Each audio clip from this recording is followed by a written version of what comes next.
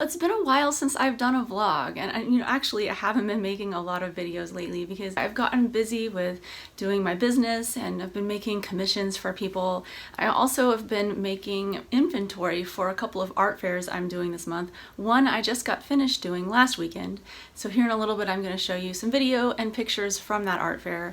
But also during this time we had an unfortunate sickness with one of our cats.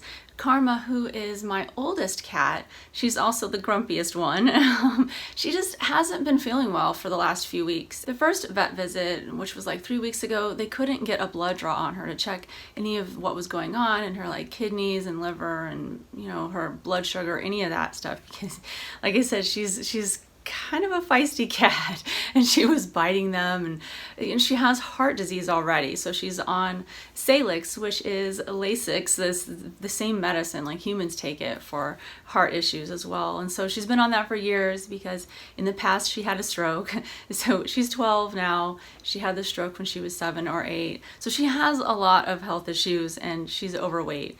But the thing is that so we couldn't get the blood draw on her the first time around, so she came back home with an increased dose on her Salix medicine, and that really didn't work, and she was still feeling just awful. She turned into this really docile, nice cat. And I know you might think you want that kind of a cat, right? But that's not her personality. So I knew something was off for sure, and she was just laying around a lot. So we got her back into the vet, and they finally got a blood draw on her, and we found out that she has diabetes. So she's been staying with the vet for the last few days, partially because she needed to get her blood sugar regulated, but also I had this art fair last weekend, and so we just couldn't start giving her shots in the morning and the evening. During that, it was just going to be too chaotic, and we weren't going to be here to monitor her. So anyway, we get her back later on today, so I'm really excited to see my grumpy girl. I'm a little bit intimidated about having to give her shots in the morning and the evening though, just to be honest. She's a really hard cat to give a pill to, so we crunch her pill up and put it in her food. So I figure she's going to be a hard cat to give a shot to. I mean, they say it's not as hard as pilling a cat, so we'll see. I will report on that later, and I would love to hear any of your thoughts if you have a cat that's diabetic and how that's turned out. Like, is the cat living a happy life? Is the cat willing to let you give it a shot in the morning and the evening? And how hard is it? I just, I'd love to hear any experiences or advice that you have on giving your cat shots. Now on to the art fair that was last weekend. I went to the Walnut Valley Festival. Some of you may have heard of it. It's here in Winfield, Kansas, which is about an hour drive from where I live in Wichita. And it's a really famous bluegrass music festival. People come from all over the world to go to it and play at it. Usually like 20 or 30,000 people show up at it. I think this year turnout was less because of COVID. I would estimate maybe 15,000 people showed up, but they gave me like a primo booth spot. It was great. It was considered a veranda booth spot, and so it was right in the thick of things. It's the best booth space I've ever had at the event, and it's because some of the people who used to have those spots, they didn't come because of COVID, so I kind of lucked out. But the bad thing about the event was that it was really hot. Like one of the days I think it got up to 95, and it was just like oppressive. I was wearing a KN95 mask the whole time, which made it difficult to breathe, and the days were like really long.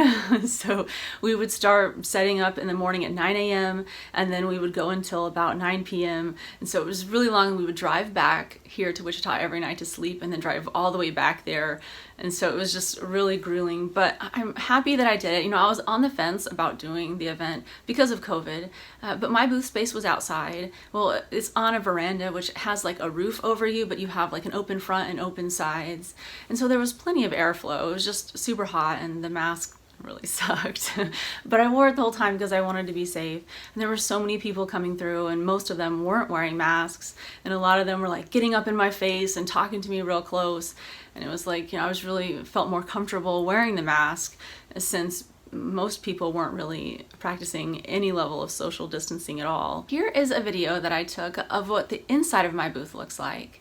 And you can see I have lots of different artwork hanging up in there. I sold a lot of the bigger pieces that were on my walls, which I'm really happy about. I also sold tons of prints, so it was an awesome show, and I had a great time. We were right by the main stage, so we could hear all of the acts. Now, I gotta say that bluegrass is not really a musical style that's something I normally listen to, but you have to respect and admire some of the musicians there because they are amazing what they can do. And so I can respect it for that, but it's not something that I normally listen to. I don't listen to like country western music or anything like that either. I'm more into EDM and reggae, which is my kind of music. But anyway, I did enjoy listening to some of the bands, and I always love the vibe at this event because everybody's wearing tie-dyes and there's lots of, camping, and people are really open and loving and happy, and it's just positive vibes. And that's why I always keep going back, because it lifts me up after I leave there, and everybody's super nice. They love seeing my artwork, and it's a very family friendly event, so there's always lots of kids there. The kids come into my booth and they just have these huge smiles on their faces when they see all the colorful animals, so it makes me happy. There's actually this one girl who came into my booth, and her parents had bought her. I had a deal on prints where if you buy 3 you get 1 free on my small 8x10 prints, and I usually always do deals like that at the festivals and shows. And so the girl got her 4 prints, and she was grabbing, I gave her the bag, and her parents had already walked out of my booth after they had paid, and she's like, "Thank you so much." And she was like, this little girl, she came up just above my waist, she gave me a hug. And I was like, well, we're not supposed to do that for social distancing, but I gave her a hug back because she's young, she doesn't understand.